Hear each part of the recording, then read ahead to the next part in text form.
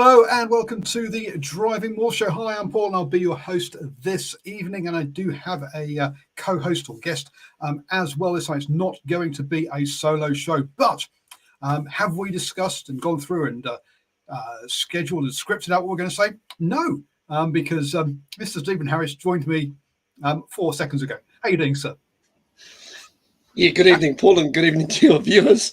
It's always a privilege and a pleasure to be on the TDM, and yeah, a little bit late, but as the Eric Carmen song goes, I didn't want to leave you all by yourself, mate. So I'm here. No, thank you. It's good to get the sound check in as well. Just there we go. So yeah, we can hear Steve, which is great. All the tech luckily works first time every time.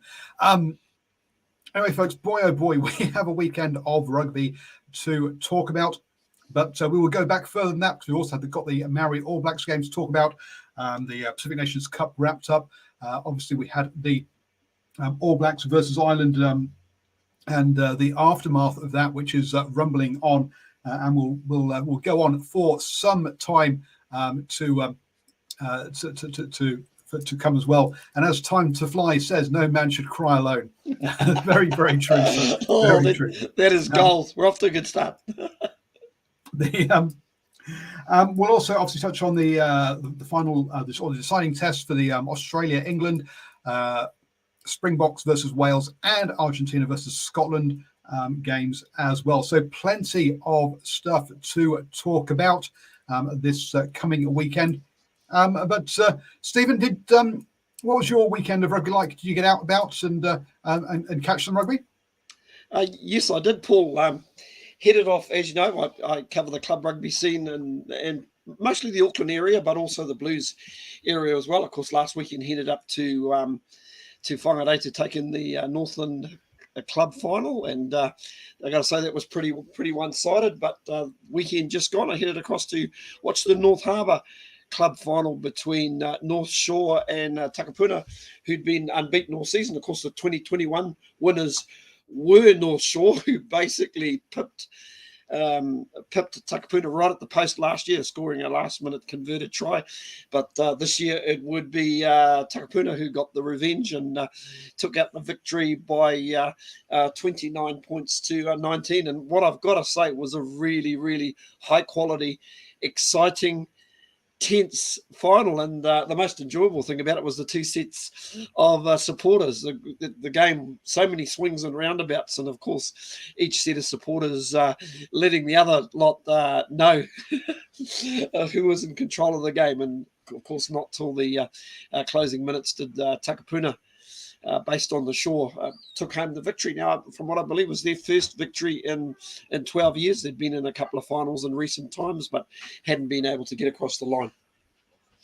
Now, and so great to get out to club rugby. It was also finals weekend down here in Thames Valley, but I didn't get to go along, so my daughter's with me. But I will be catching some rugby this coming weekend. But we'll talk about all of that later. Don't forget, folks, you can always join us at 8 p.m. on Monday evenings for the DrivingMaul show. It's live on YouTube, Facebook, and Twitter, or you can listen to the podcast to search for New Zealand Sports Radio.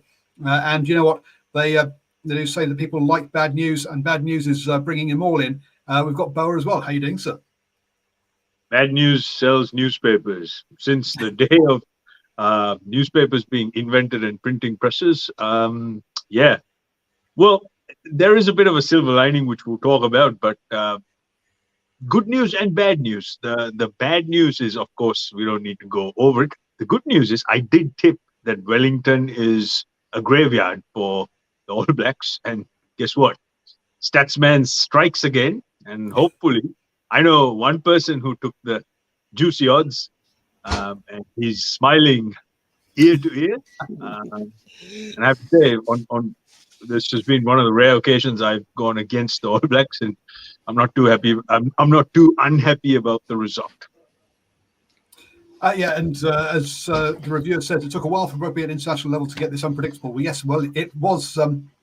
Whilst Boa picked that one, there were a lot of 50-50 games that also that were on this weekend that came up that were there. So yes, it has been a cracking week or cracking set of series of rugby. And as somebody has pointed out already, what is World Rugby trying to do? Well, they're trying to get rid of international tours during the summer windows to add this Nations Cup. So this might be one of the last sets of sort of 3-match test tours that we do get to see, folks. And it was nice to have a bit of an old-fashioned one with the Maori All Blacks games as well. And we've not talked since then, so we should wind back to last Tuesday, where the Maori All Blacks lost to Ireland 24-30. I get just listening to the Harping on Rugby podcast, and they made a good point there that, look, the Maori All Blacks play in a similar style to the Barbarians. They like to throw it around. They like to play from anywhere. It's kind of their style. They also don't have a lot of preparation time, let's be honest. So when they come up against an international team that is structured, 9 times out of 10, they should lose. But actually, they've got a much better record than that. But that's kind of what we saw last Tuesday, though, boys, isn't it? That the more structured, organised side that became much more cohesive after having a couple of weeks together won the day over the Maori All Blacks.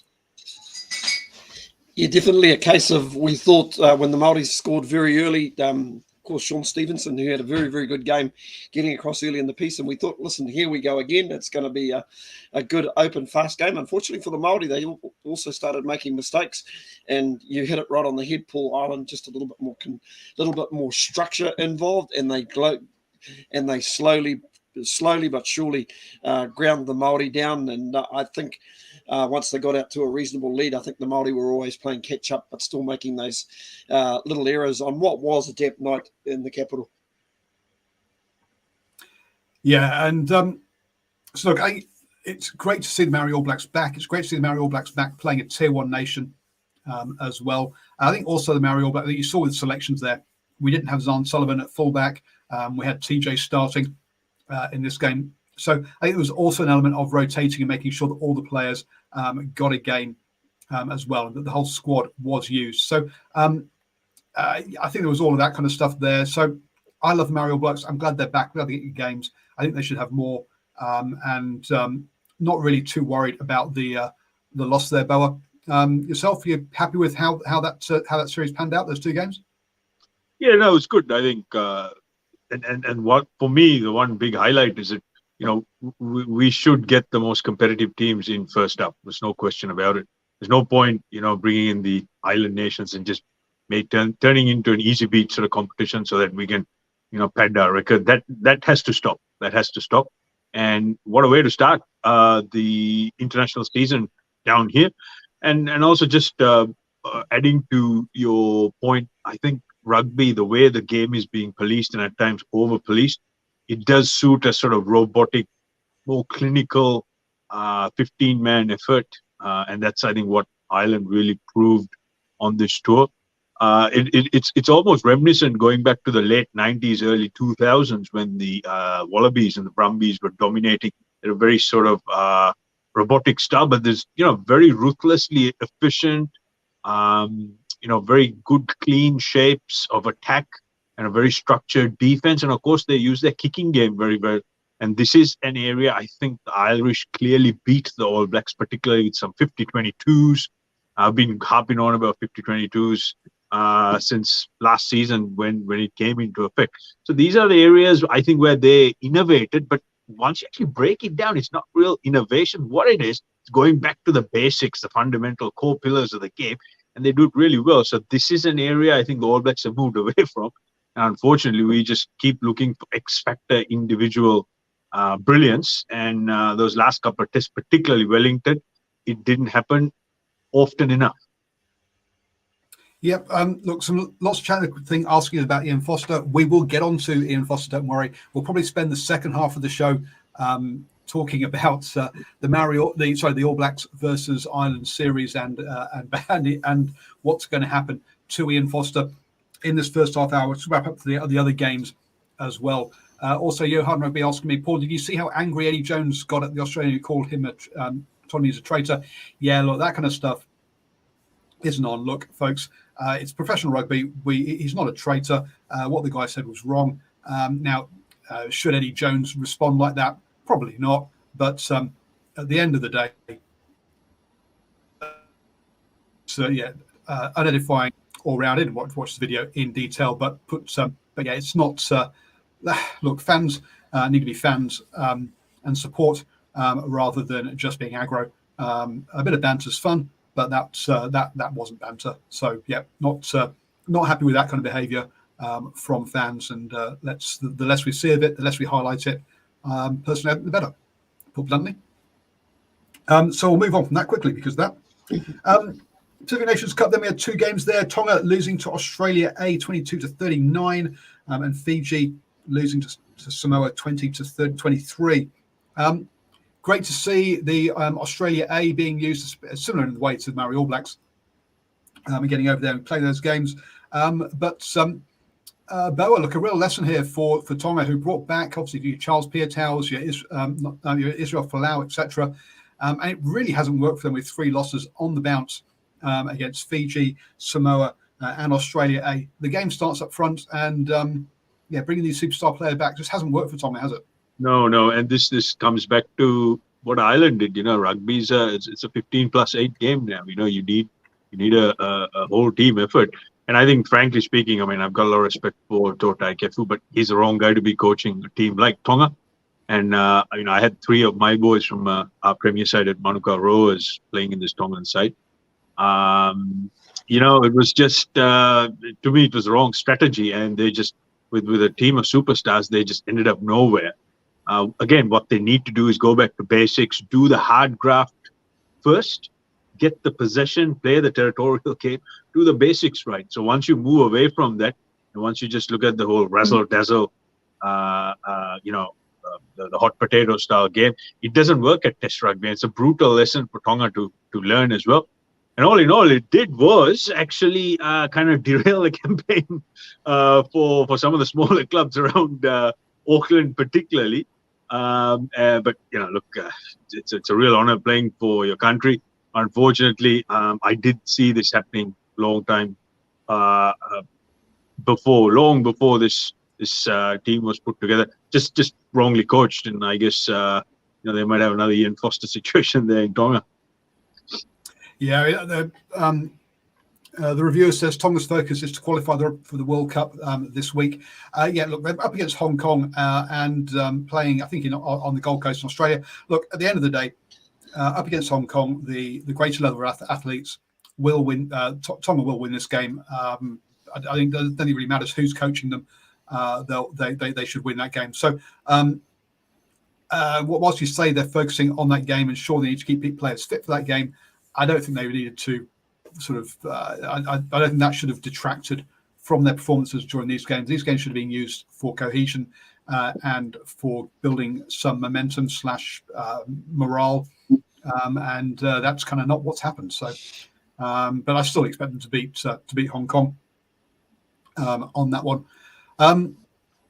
Stephen, look, really impressive by Samoa. Obviously, Fiji, the first team to qualify for the Rugby World Cup, but Samoa's come through now, adding that forward pack to their team to become the top team in out of the Pacific Islands, and that's it's been a really impressive progression for them, and you've got to be smiling for them heading towards the Rugby World Cup next year. Yeah, have to agree with that, Paul. And once again, it's about continuity. If you look at a good number of that pack, that Samoan pack, they're playing up in Europe. So I think they've just probably put that groundwork in, got their structures right, and along the way they've actually played some really, really good rugby. And at times they've been able to rope it in and play with a little bit of structure. And I thought their win in that first game, so that was a very surprising win over Fiji. Fiji, I think, will be a little bit disappointed, knowing most of this tournament's actually been played at home. I thought they would have probably thought it was a great opportunity to take out the Pacific Nations Cup, but really credit to Samoa. They look like a team that's definitely on the rise. Yeah, absolutely. And look, folks, they're in a Pool D with England, Japan, Argentina, and Chile. So congratulations to Chile, who've qualified ahead of the USA. I'm looking at doing a little piece for for patrons. Do a for Euros only over on the New Zealand Sport Radio Patreon page, so patreon.com/NZ Sport Radio. Having a quick look at the world rankings and what it kind of means from this window heading into that Rugby World Cup next year. So look out for that one, folks. Also over there, I'm having a chat with Harping on Rugby, who is an Irish site tomorrow morning, talking about what this All Blacks versus Ireland series win means for Ireland and in Ireland. So that also will be over there on the patreon.com/NZ Sport Radio. That'll be up sometime tomorrow. I'm going to skip over the New Zealand or the All Blacks Ireland games. We'll come back to that one and spend most of our time there. Australia, England, 17-21 in this one, and England gets the series. Is Eddie Jones heading towards the Rugby World Cup with strength, or was this a game where Australia played all the rugby, having run the ball twice as much, making 4 times as many passes, and England really struggling still to score tries, but just great defence, and say struggling, not really scoring many tries in this one. Yes, they can dog themselves out and get wins, but I'm still concerned for them.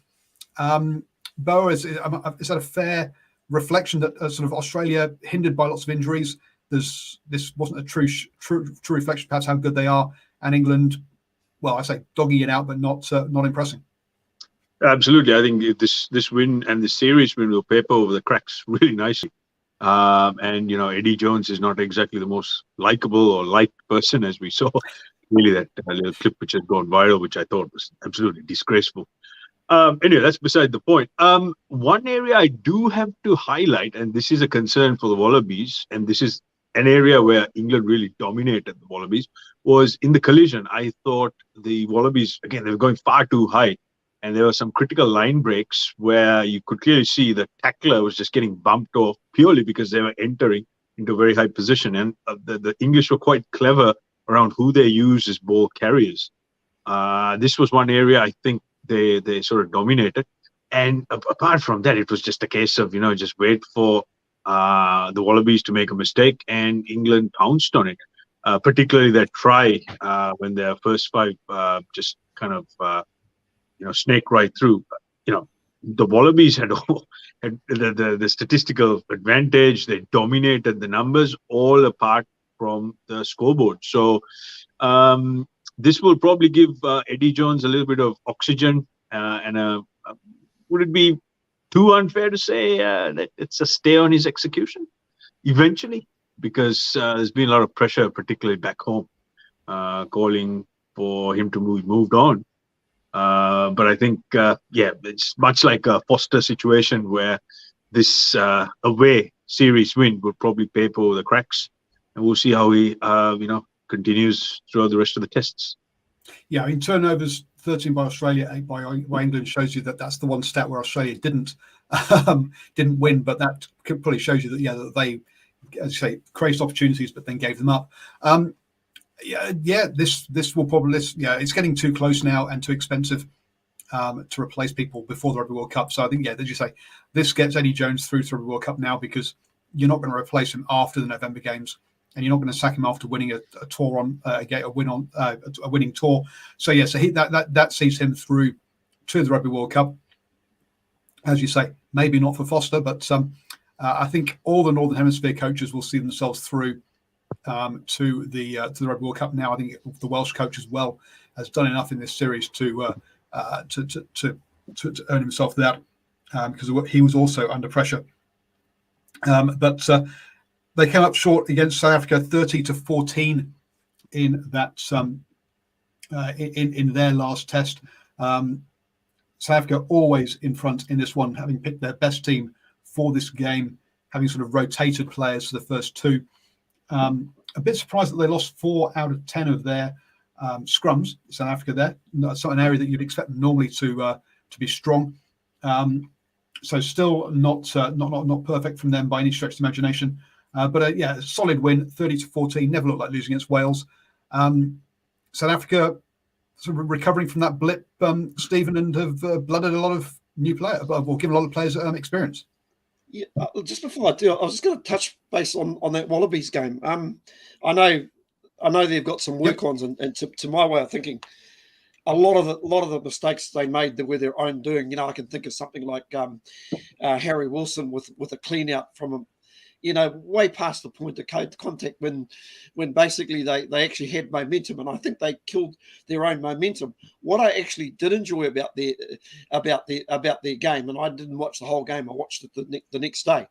I just like their creativity, where they were actually quite creative when you compare them, what Rennie's trying to do compared to another certain side that we'll talk about at length in a moment. At least you could actually see some creativity in their play, and I think there were some real coach killers there. But I think they've also suffered, if you think about it, I think losing somebody like Quade Cooper, just a really experienced, balanced head from day dot, and then you probably the injury to James O'Connor. I don't know.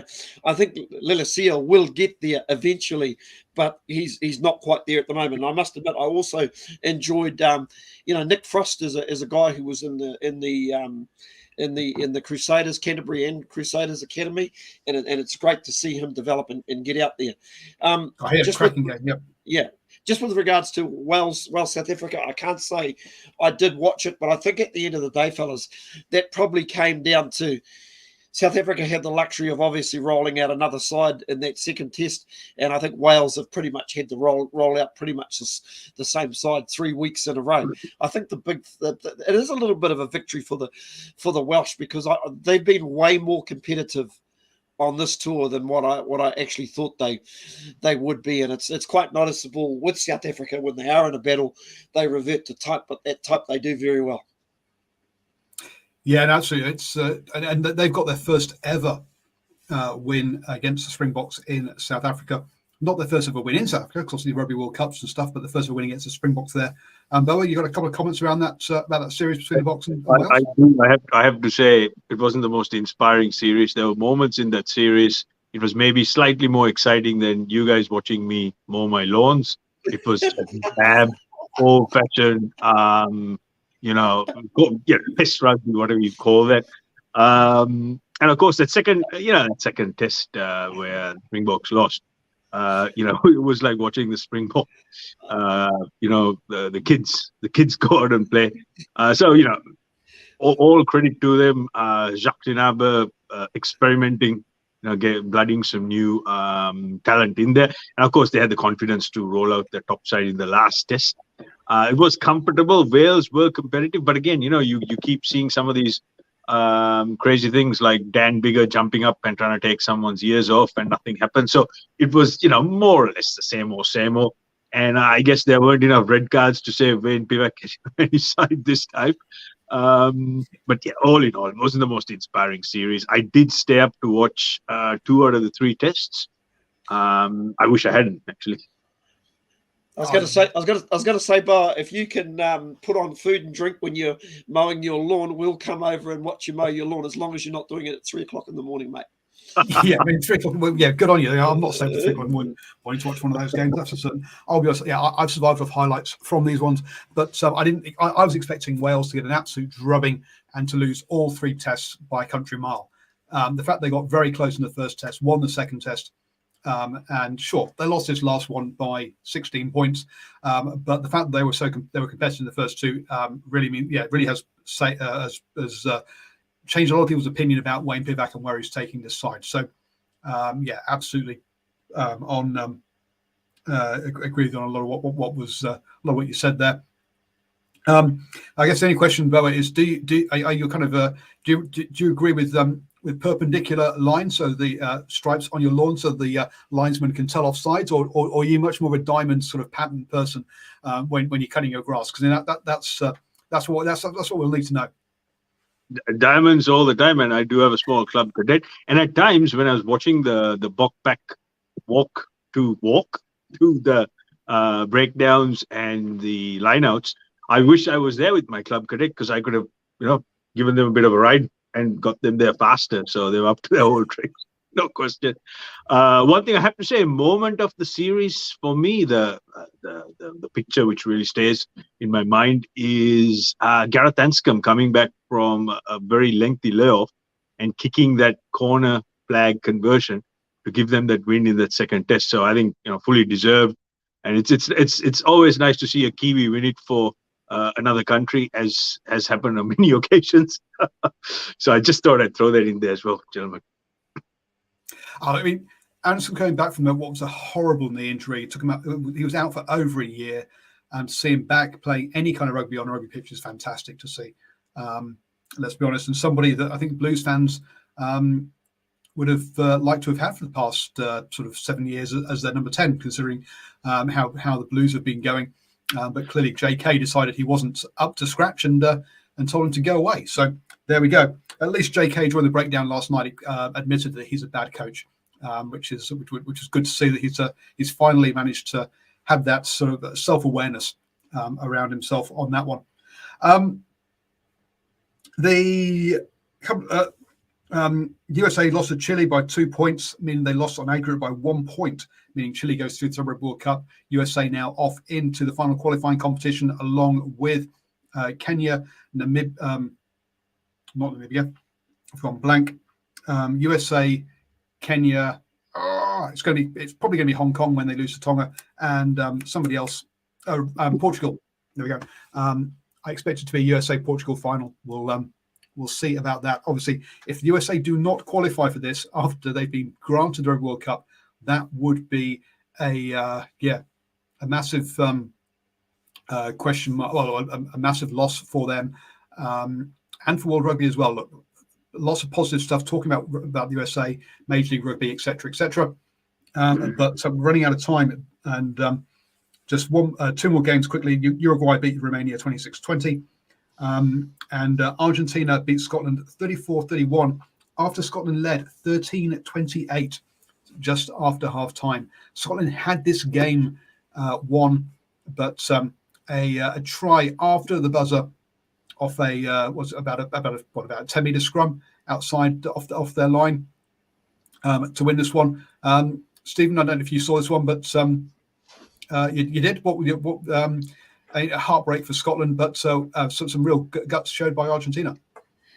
Yeah, they really, really did well too. I thought they were pretty much out of this game, and their performance actually kind of reminded me of a little bit about the All Blacks. Every now and again you see this individual brilliance where Scotland playing with the structure, and I think if you think back to the second test, the individual brilliance didn't come off, but the big difference this time, it actually did come off, and I thought they were rather fortunate to get the win. But as we know, rugby is an 80-minute game, or in the case of this particular game, maybe an 82-minute game. And I'll tell you what, the crowd made the biggest noise of the day when I think it was Boffelli that went over in the corner.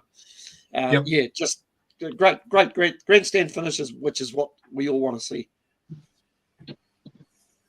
And Bo, you've nodding a lot there about Argentina being an individual team compared to Scotland, a more structured team. Happy with Townsend's coaching that he's doing there?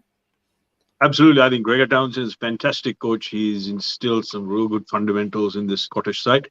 And that Boffelli try, I have to say, it was quite incredible. I stayed up to watch the game. In fact, I stayed up to watch all the games. It was a 24-hour marathon session of rugby. It's 7 a.m. You don't stay up until 7 a.m. You get up early to watch it. Jeez, wow. Sorry, I stayed through. I beg your pardon. Whoa. One thing I've got to say about Argentina is they went to sleep for large parts of that game, and then all of a sudden, I think the crowd sort of woke them up, and it was almost like they got fixated on scoring a try. And that last play to get Boffelli over on that left-hand corner was fantastic movement. The catch and pass, the precision of passing was fantastic. If they can repeat that for about 30 to 40 minutes in any test match, I think they'll be very, very hard to beat. But you got to feel for Scotland. They almost pulled it out of the fire. But, Argentina, to their credit, they did a bit of an all-black sort of moment there. And they themselves pulled it out of the fire. So well done to them. And I have to say, it sort of saved the Southern Hemisphere's blushes as well. Yeah, and look, the Scotland went losing 6 lineouts. So when you line out false pieces like that, the lineout to me is the most important set piece at the moment. ahead of scrums and restarts. So that really, they hurt themselves there. Just like, well, because moving on now to that historic test match where the All Blacks lost 4 of their 16, so 75% success with their lineouts. If you don't have a lineout, you don't have a platform, is my new saying. But Stephen, where do you want to start with this one? It wasn't even if they won all their lineouts, this was still a game that Ireland truly won. I must admit, in that second half, I was amazed that New Zealand even got within a score at one point, I think it was. But where do you want to start with this game? Yeah, it almost had the feeling very similar to when they played France. They always looked like they were behind the 8 ball and had a lot of catching up to do, but just once again not quite accurate enough. But for the third test in a row, they got out of the blocks far too slow. And I think this Irish team is in such a confident mood at the moment. I think getting across the whitewash early just put them in good stead. And I think if there was doubt within the All Blacks, I think it just rifled its way through the whole team. And actually, I suspect a lot of panic set in that first half, and I think that could just be seen with the amount of mistakes that they were making. Some of them were pretty basic errors. I mean, to say a lot of credit to Ireland with their rush defence, but for anybody who was a hard-out All Black supporter who was waiting for a response to what happened in the second test, it just didn't come in that first half. No, and that led to, I think, was it a 17-point deficit at halftime, which is the largest ever deficit at halftime that the All Blacks have had. This is, just rattle off a few records that were broken. This is only the 3rd country to beat beat the All Blacks in New Zealand in a 3-test series. The Wallabies and the Springboks, the other 2 teams that have done it. British and Irish Lions have as well. Sorry, other countries. British and Irish Lions have as well. France have won a series here, but that was only 2 tests before anyone starts trying to pick me up on Corrections Corner. Obviously, over 100 years of playing games between these 2 teams, Ireland never won a test here. Losing, the first lost series since '96, I think it was. I'm not sure how many more negative, from an All Blacks point of view. I was about to say I can add one more to that. They've beaten the All Blacks 3 times in a calendar year, Paul. Thank God we're not playing the Irish again in an end of season tour again, because they'll probably get beaten again. Just absolutely crazy. And there's probably not many teams in world rugby that can actually say that. That's just what makes it so amazing. Like I'm sort of curious to see how Ireland rock on, and we should give them credit before we dissect the All Blacks. They have just been absolutely amazing, and you could almost basically say that maybe that first test was a little bit of an aberration, that they had only just got off the plane. I mean to say, even if you think back to that first test and what their coach basically said, Andy Farrell said, he said, I was disappointed that we fell away from our structures. So that might have been just the case that a lot of these guys hadn't played for several weeks and then basically didn't quite hit the ground running. But the amazing thing is how they found their mojo within not just a week, but 2 weeks. They took it to another level again. So they put in some big punches, to use a boxing terminology, in that first 40. Yeah, and I guess Boa, the only time the All Blacks were really up was when Sexton was off the pitch, when he got concussed in that first test. He was around for the second 2. Now, whether he should have been or not after that, after failing that HIA and getting taken off in the first test, is a different issue, and we'll come on to that. But I mean, as soon as we should talk about the Ireland. So, Boa, wonderful team, lots of cohesion, know what each other's doing, got depth in every position apart from perhaps 10. You've got to have enjoyed what Ireland brought to these games. Oh, it's phenomenal. I think it was a coaching masterclass. Some of their attack shapes, the way they bent the All Black first up defense line was terrific. They used a lot of variations versus the All Blacks didn't. One thing I have to say is right from the get-go, when the tour was announced, when the venues were announced, as soon as I saw Wellington, I knew straight away this was going to be a disaster, because Wellington is a cold, wet, miserable, windy joint. Forget the rugby or the venue. It's just, it hasn't served New Zealand and the All Blacks well at all, because if you recall, Sonny Bill Williams first the All Black, sorry, not the first, getting a red card in the Lions tour, the two draws where we just got out of jail, then that ridiculous pass Jordie Barrett threw where I think it was Willie LaRue hit an intercept and we lost to the box. So, it's been a messy sort of venue, and we haven't had a good time over there. So as soon as I saw the announcement, I knew this wasn't going to end well. And of course, that as far as Ireland focusing on what they did, we just got beaten up, particularly in the department where they were kicking out a hand. We just got turned around, and also it just looked like after the first test, we sort of lost our commitment. We just didn't win those key moments, even though, we didn't have too much creativity in our attack. We just got out-passioned at home. And this is why this is such an alarming drift in form. But at the same time, it's good to find this out 1 year out from the World Cup as opposed to next year. So all credit to Ireland, thoroughly out-coached, thoroughly out-passioned us. And I just hope that headquarters don't ever play another game in Wellington so that we can avoid these sort of disasters. But that's me purely talking as a statistician. I just don't want to play. Folks, please do join us on Wednesday evening when Richie will give a heartened defence to Wellington and what a wonderful place it is. He's already in the live chat telling us off and saying it's beautiful, and it's wonderful on a good day. Once every 10 years. So he will. So do join the standoff show on which is our rugby league show on Wednesday evening at 8 p.m, where he'll give a full rebuttal to Boa's opinion as to Wellington. I'm just superstitious about Ireland now. Forget the venue. Whenever we play Ireland, there's probably a good chance they're going to knock us over. It's as simple as that. To counter that, Stephen, I am not, because I am very confident in a World Cup year. If we play Ireland, it's going to be a complete reversal, because that is what the statistical pattern says. So there you go. Wow. So okay. So Boa, big there on what? Because this, look, let's be honest, folks. This is lining up to being it's a 50-50 whether the All Blacks will play Ireland in the quarterfinals at the Rugby World Cup next year. So, Boa.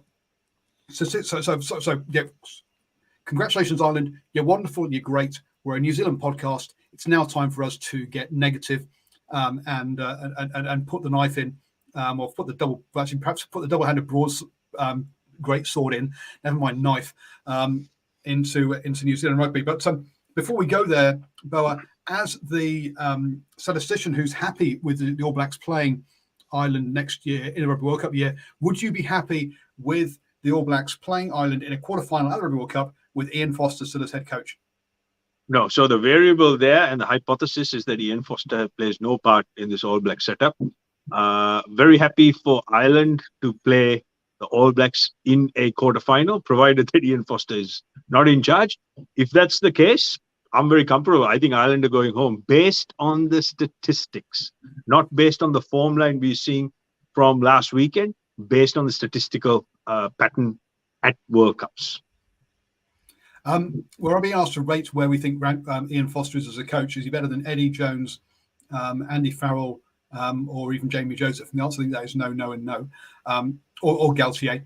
No, he's not at the moment. At the moment, look, the big difference between Ireland and New Zealand, and I'm going to disagree with Boa about kind of the kind of wanting it and passion, was Ireland played as a team and had attacking shapes. New Zealand had no attacking shapes and relied on individual brilliance to score tries. And that's where those tries came from. I mean, we had that one where it was Lualala tapped the ball up and Bowden Barrett takes it on the hoof and goes and scores. And if you've got no attacking shape, if you come across a good defence and you rely on individual brilliance, you're not going to score many tries. And that's the massive difference. And at the end of the day, you can have everything else, but that one thing will just do you in. So clearly, Ian Foster, whoever's in charge of the attack, is not doing a good enough job. Full stop. I'm seeing a lot of people talking about Joe Schmidt getting involved because he was involved, obviously, with the first Test match when all the other coaches were out with COVID. Now, Joe Schmidt is joining as a selector. The reason for that is he does not want to travel. He made this very clear when he left the Ireland job that look, he has got family commitments and issues that he does not want to travel. Now, as an All Blacks coach, assistant, or head coach, you have to travel a lot away from home. But as a selector, you can do that from home or nearby, helping out with the Blues. You can do that from home or nearby, but you can't do that as part of the All Blacks coaching setup. So no, Joe Schmidt will not be part of the All Blacks coaching setup in the next section, in the next whatever iteration it has next, because of that, because of his personal family commitments. And I totally respect him for that. I think it's entirely the right decision for him. So all those people asking that and putting pressure or expectation around that, please don't, because I don't think it's fair on the fella to do that. But there we go. We've been told by Bella that he clearly wants Ian Foster out because he said that that he's the variable that has to be removed. Stephen, where do you sit on this? Should Ian Foster stay and be given the opportunity to grow from this? Is there a long-term plan to the Rugby World Cup that he's putting in that hasn't just come to fruition? Where are you on this one?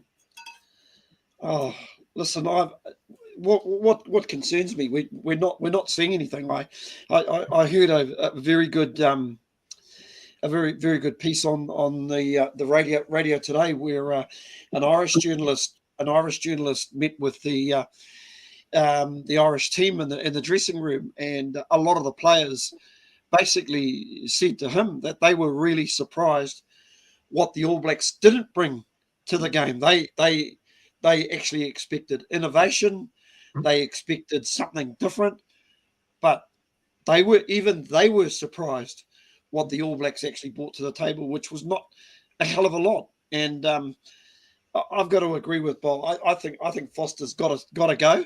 I mean, so I'm quite happy if they put in an interim coach at the moment. I'm not too fussed who it is. You've obviously given some reasons why Joe Schmidt can't travel, but I actually just think it needs a change. It needs a freshen up. It needs a different look. Obviously, they're going to be looking for a new selector because, from what I believe, that was Grant Fox's last test as a selector.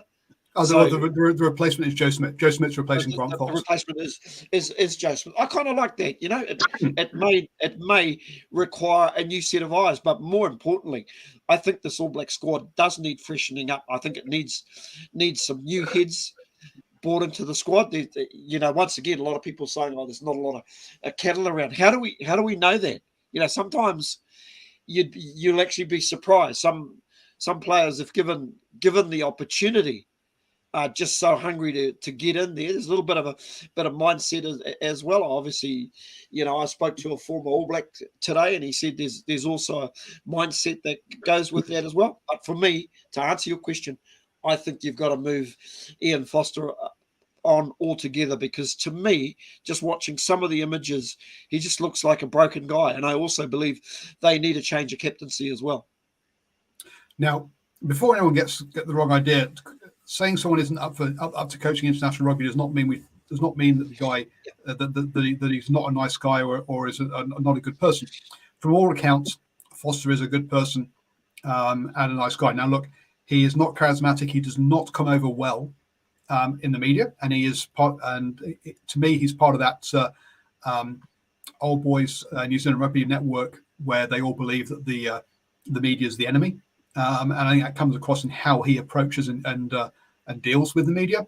Now, this weekend, and we should probably just touch on this, is that in the post-match interviews with the written and or print and radio media. He said, "Look, I only want to talk about the game now. I don't want to talk about my future." And after the game, to me, I get that, I understand that, and it doesn't distract away from what I had achieved. So I think that was perhaps the right call at the time, knowing that there was going to be a media conference the next day in the hotel. Now it required the media manager to step in and stop to enforce that, but I didn't have a problem with that per se. What I did have a problem with then is, if you're going to do that, you have to host that media conference you've arranged on Sunday. You can't then cancel it and not have it happen. Now, apparently Ian Foster said as he was leaving, walking out to the coach, "I don't know why it's cancelled," and it was taken out of his hands. I think that this shows, I think, part of the institutional problem that there is with New Zealand rugby, in that they circled the wagons and found a way to sort of not talk about this, thinking that it wouldn't that would sort of dampen down the sort of media noise around Ian Foster's future. Whilst they did their review and all that kind of stuff, that apparently started today at 10:30. Now, that's not how you communicate with fans. That's not how you engage people on that sort of thing. So, yeah, I think Ian Foster, from what I say, I think Ian Foster is genuinely a decent guy, but doesn't come across well. I think he should go. I don't think he should stick around. That does leave a problem as to who goes in. I'm not quite sure where I was going with all that talk, but so what I'll do is I'll just throw it straight over to Bowen and go, "Bowen, are you giving a 5-year contract to Razor, or are you getting interim coach?" Look, it's pretty simple. So I'm going to get a bit corporate talky now with HR. You hire slowly, you fire real quickly. It's pretty simple. It doesn't matter what level of job it is. You fire real quick when results aren't delivered. You got to look after your backyard. It's unacceptable what has happened, and it's everyone's been very critical of it. And same goes to the captain as well. I think we need a complete change of scenery and change of leadership, because on the Wellington you never see any much leadership anyways, and it transferred itself onto the field when the All Blacks are playing as well. And I think as far as the hire, well, I mean, this whole song and dance around Scott Robertson, he's been auditioning for this job for the last how many years? So to me, it's a very straight, simple fix. And look, with this group of players, we don't need to make too many tweaks. It's just it's a mental thing. The rugby is there, and if you looked at the first test, particularly in the breakdown in the collision, we absolutely smashed Ireland. So the point I'm trying to make is it's just a mindset thing here, guys. It's a very simple change, a very simple fix. We just need someone who's a bit creative, who's a bit adventurous, who can bring back that flair and that pride in the style of our play, particularly around the counter-attack, because on the last test, there were many opportunities where Ireland actually kicked the ball back to us, but we just ran out of ideas on how to counter-attack, So for me, it's pretty simple. Foster, heck of a nice guy. Fozzie Bear, lovely guy. Funny enough, the coaching announcements was made at my home club, Manukau Rovers, and I remember, they spent a heck of a lot of time hanging out with some of our junior players, and they're lovely people. But you have to understand, this is the professional game. This is where people have to man up. They get criticized for everything they do. You have to take the good with the bad. And, they didn't really help themselves cancelling the Sunday press conference. And, of course, trying to say, look, I don't want to talk about it. It just didn't help himself. And Steve, bang on the money, very uninspiring. But that's just him. That's just him. And some people are just not cut out to be a head coach. And in this game, being an assistant coach is probably the safest place, because when things go horribly wrong, your neck is under the guillotine. I think Bo's made some good points there around mindset, Stephen, because I think there's kind of two things that essentially an international coach has got to get right. One is selection, and the other one is around motivating the players to play your game plan. Basic skills should be there, all that kind of stuff. Now, and from a selection point of view, there's the odd question around one or two players. Should Samasonia have been dropped this test? Should you put RTS in? But on the whole, it's not like he's got majorly got that wrong, is it? I mean, the players are essentially right, given one or two tweaks. It is just down to that motivational side of things, Stephen? You know, I think a really good coach has got to have an ability to know how to profile a player with a specific skill set to play in a specific position. And of course, one of the criticisms is the amount of chop and changing that we've seen with this side. And in specific positions, you need really, really smart people to implement your game plans. If you look at Ireland at the moment, their key man is Sexton. Wow, everything revolves around Sexton, but not to the point where he can go off the field. His replacement, Joey Carberry, can still come on and do the job. And you know, you look in their forward pack. Each loose forward is a specialist. You've got the open side flanker De Flyer, is it? He's an amazing flanker. He's probably close to the best 7 in the world at the moment. Yeah, Caelan Doris at number 8. Peter Mahoney, who's a 6. Always seen him as a 6. So all of a sudden you've got guys in their positions doing their respective jobs.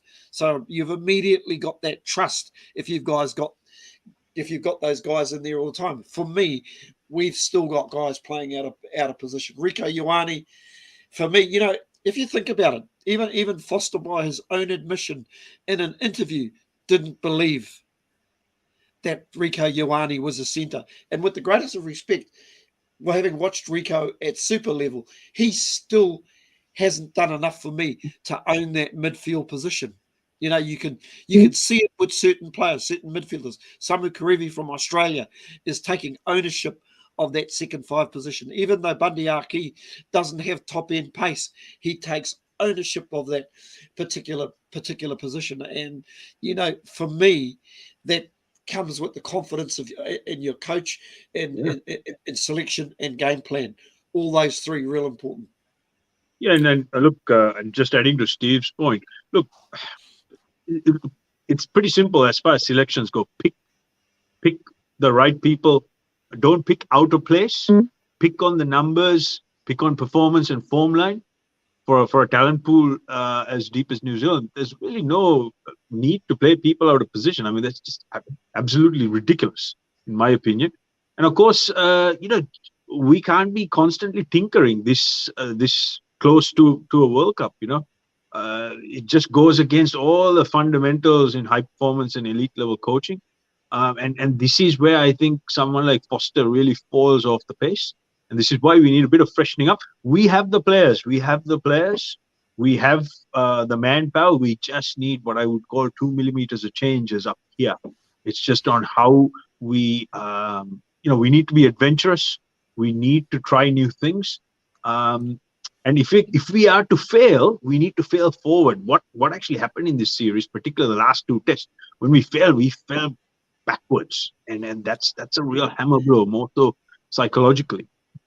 Paul, I want to give you a quick example of the profiling I'm talking about. Like, for me, I personally think the 2 best All Black locks, if they were given the opportunity to play in a combination, are actually Scott Barrett and Sam Whitelock, despite Barrett being a sort of reasonable success in that 6 jersey. For me, I would be bringing in a specialist line-out jumper who's not just good on his own ball, but on other teams' balls. So for me, Callum Grace, if you come back to what Boa says, wins all the stats. Again, he was the best in Super Rugby on line-out ball. You saw the masterclass that battery of locks did against the Blues in the final. I personally think we've got to have Ardie Savea as a specialist 7. That's where he's at his best, disruptive at breakdown. He's basically doing the job of an 8, 7 and a 6 at the moment, but I want him to focus on the number 7 side. The number 8, I haven't quite worked that out at the moment. If I was totally honest, the closest I've seen to a player who could turn into a world-class number 8 is actually Hosking Satutu, because I just think he has a skill set that he can basically pass from the back of the scrum. He's the sort of guy that can basically do a halfback's job. Aaron Smith can go to the right. He can throw a 20-meter pass to the left. So for me, that would be my loose forward. And that's just based on profiling players moving forward. I don't think enough of that has been done by the selection group.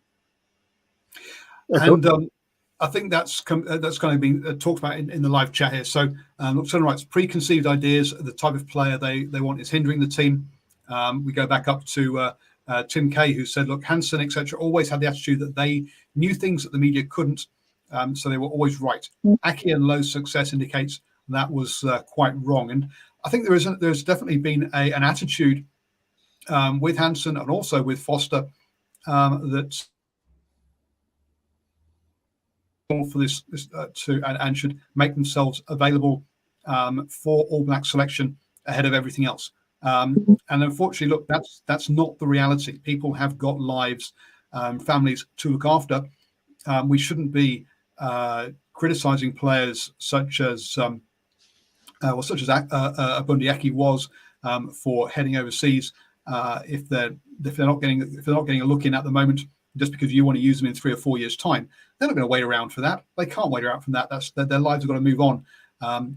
Luatua, also at Bristol, the Lucy, who they also had earmarked as someone they thought could be a 6 as well. There's a number of players that they've treated like that, and that's another part of this attitude problem that I think there is amongst this amongst New Zealand rugby. It's not just an Ian Foster or just a head coach, current coach thing. Or one thing I just want to add is, as far as selections go, look, end of the day, numbers don't lie. And for me, numbers, statistics, it's like picking horses for courses. You got to get the right personnel, pick on form. It's pretty simple. And then you've just got to manage that workload and make sure the form line is progressive as opposed to regressive. What's actually happened here is we picked from some misconceived formula, and as opposed to being progressive form lines, everyone has regressed. So that is one key diagnostic we need to address, and that's something we've been talking about. And of course, goal kicking. This is an area we seem to neglect time and again. I think, given that we are finding it difficult to score tries, we then have to go to the next best thing: build pressure, make sure we get those penalties, and take the points. This is test match rugby. I've been going on and on about this at almost all levels. You've got to have a specialist goal kicker who can actually kick goals and get points. And the best example I give you is with Ireland. Whenever they got the opportunity, they took the points. And I actually looked at the clock. On average, it took about 91 seconds out of the game. So that's 91 seconds. You don't have to play live ball in play. So to me, this is smart rugby. You've got to take your basic options right. As far as team selection goes, make sure we get specialists in position. And hopefully this whole situation with Joe Schmidt coming on board is going to fix that. But we'll wait and see. We shall wait and see. Absolutely. So it was a big body at 12. Thomas Manger Jensen needed to be introduced to fight with Tapia. Look, I think there needs to be a big body somewhere in that back line. It doesn't have to be at 12. But none of the players there are people who you can give it to and they'll get you over the gain line in the same way that Bundyaki would, in the same way that Krevic does, same way that Delandi does for South Africa. So, yep, agreed. There should be a big body. It doesn't have to be at 12 though, because if Scotland have got the the South African wing up, I've gone blank as to Van der Merwe. He can come in and take it off at first receiver if needed. You just need somebody there who can do it. The All Blacks don't have anybody at the moment. Some questions about the timing of when Foster goes. Look, if Foster doesn't go now or within the next 5 days, i.e. this week, then he has to stay to the Rugby World Cup. It has to be this week. This is the so it has to be now or never, basically. This is the time to do it. Otherwise, there's not enough time. Sorry, Stephen, you're shaking your head there. Yeah, I'd kind of wonder what sort of headspace he's in the moment. He must be having self-doubt as well. And I mean that respectfully. I was really hoping that he might make the right decision on his own. Where I do really feel sorry for Ian Foster, when I read that email yesterday from the New Zealand Rugby Union, man, had they thrown him on the bus, they virtually ghosted him. If that's what they've done, if they've cancelled the press conference and he didn't know about it, and then all of a sudden they've thrown that out there. How do you reckon he's feeling at this very moment? Boy, because I'd hardly want to carry on coaching if it was me, and that's one of the reasons why, Boa said it before, corporates don't muck around. They will basically cut somebody very, very quickly, and I just think it needs an injection of something. Yeah, of course. Well, Scotty Stevenson did an article, or a jokey letter that's written that's basically an article for the spin-off, and in that he basically goes about how New Zealand rugby has burnt all the relationships over the last few years, and you're kind of like, well, look, the problem is the base of the problem of this is that New Zealand does not have good corporate leaders. New Zealand rugby, does not have good corporate leaders at the top. You've got people there who have been antagonistic towards their partners. Brett Impey, for example, Mark Richardson now, who's in there, who doesn't really have the experience of leading doesn't have any experience of leading an organisation of this size or media magnitude. As you say, JK said the same thing that on the breakdown last night, that he felt that Ian Foster being thrown under the bus with that statement. You don't do there is a lack of leadership at the top there that makes they try to run by a committee consensus of old boys in blazers, and that's not how you run a corporation at the end of the day. Yeah, and look, this reinforces that age-old statement, and it's so true in coaching. Quitting isn't quite the same as quitting whilst on top. So I'll say it again. Yep. Quitting isn't quite the same as quitting whilst on top. So for Ian Foster, this is probably the lowest of lows. Yeah, personally, I feel really bad for him, because he's a heck of a nice guy, very, very likable. He's the sort of guy, you want to hang out and just talk nonsense with him. He's such a mellow, easygoing guy. But unfortunately, in the eyes of pretty much everyone, he's very uninspiring, and his style of coaching does not bode well in this TikTok era, particularly, because, you need people who are charismatic and who need to be able to inspire people just like that. So I think, I hope he does the right thing, and for his sake and for his well-being as well, because his well-being thing is being brandished quite heavily, particularly at headquarters. At the moment, I'm actually not seeing that.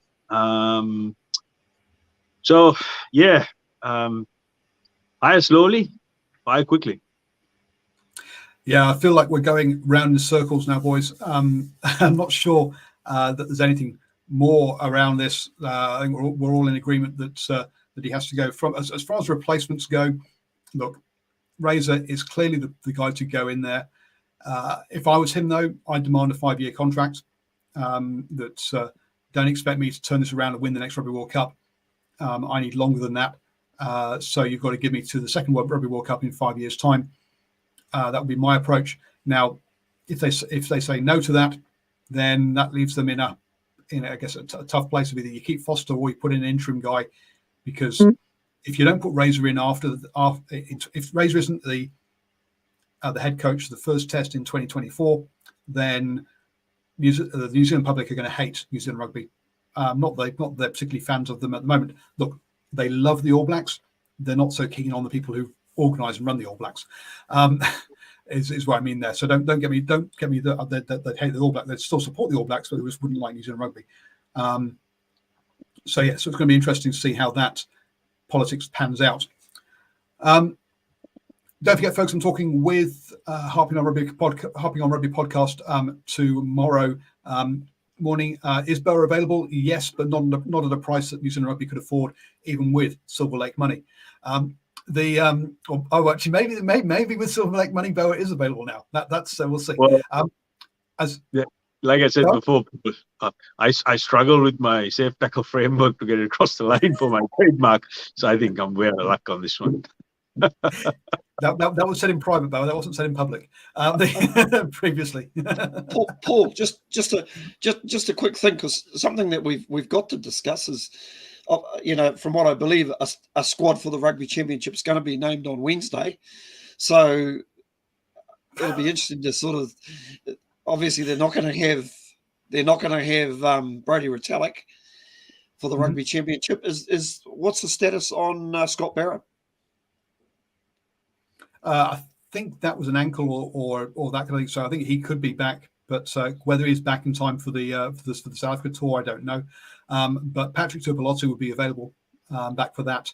I'm not sure. I think Josh Lord is out for the season. Is that right? Yes, from memory. Yes, So Evans from the Maori All Blacks, I would expect to come in.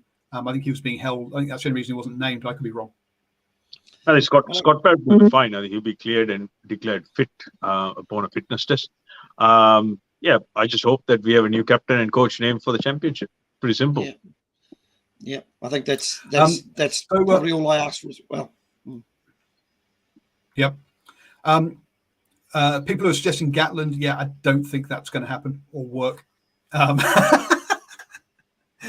As an interim one, as I say, Joe Schmidt, I don't think will work either. I don't think will work either. So there is only really one true option. David Joseph wouldn't be a bad one, but everyone else is pretty much contracted elsewhere. Just to interject, I think look, we need younger coaches. We need more adventurous coaches with this group of guys, and even for guys like Scotty, Razor knows that he has only a finite time to be able to deliver at the same level he is currently doing. So his peak will come over the next 5 to 7 years, and that's just how it is. All coaches, particularly at elite level in the modern day, they have a very limited lifespan. Their shelf life expires very quickly. And unfortunately, this is one of the aspects headquarters haven't identified. This is something Ireland, the Rugby Union Ireland, have actually identified. And if you look at some of their coaching staff, they are building towards that peak. Although the statistical form line suggests that on the World Cup year, that's not the case. But that's just how it is in the modern game, because you're dealing with younger athletes who get motivated for slightly different variety of reasons. So that needs to be kept in focus, and we need a bit of freshening up of ideas. If there were 3 or 4 players already that Scott Roberts, the Razors breakdancing is on the downhill slope. So yeah, I guess his coaching is will follow soon afterwards. Sorry, Steve. I was going to say, if there are 3 or 4 players that you were going to bring into the squad, like for me, I'd love to see the Canterbury Tighthead prop Newell come in. I'd love to see Callum Grace brought into the squad. I think they'll obviously have to replace Brodie Retallick, so I'd like to see Josh Dixon actually come into the squad as well. And listen, I don't really know where we're going with Carl Nukuyafi, so I'd like to see Ethan de Groot come back into the squad. And those are 4 changes I'd definitely like to see. Not too sure what the status on Damian McKenzie is at the moment, but I would imagine if he's available, he'll probably come back into the squad. He's got to play 1 NPC game first before being allowed back into the squad, is the kind of theory. Same for Patrick Tuipulotu, unless exceptions are made. Now, exception was made for Patrick because of the number of lock injuries. But DMAC, as far as I'm aware, is fit and running around and raring to go. He just has to play 1 NPC game first. Edward Boyd Tamati suggests, how about O'Gara? Look, he is one of the young up-and-coming coaches that will be coaching a top international side in the not-too-distant future. But again, I don't think New Zealand Rugby could afford the break clause on his La Rochelle contract on that one, to be honest with you. Right. Anyway, folks, let's wrap it up there. I'm going to leave it on a light note that I bet you will not have another weekend where you see 2 international rugby games where someone hits the crossbar challenge with a penalty. We also had a penalty hit a post as well. So lots of kicks hitting posts this weekend. And thank you, everyone who's joined us live. Don't forget, we're back at 8 p.m. on Monday for the DrivingMaul show, and hopefully we'll be able to announce or be able to discuss who the new All Blacks head coach is at that time.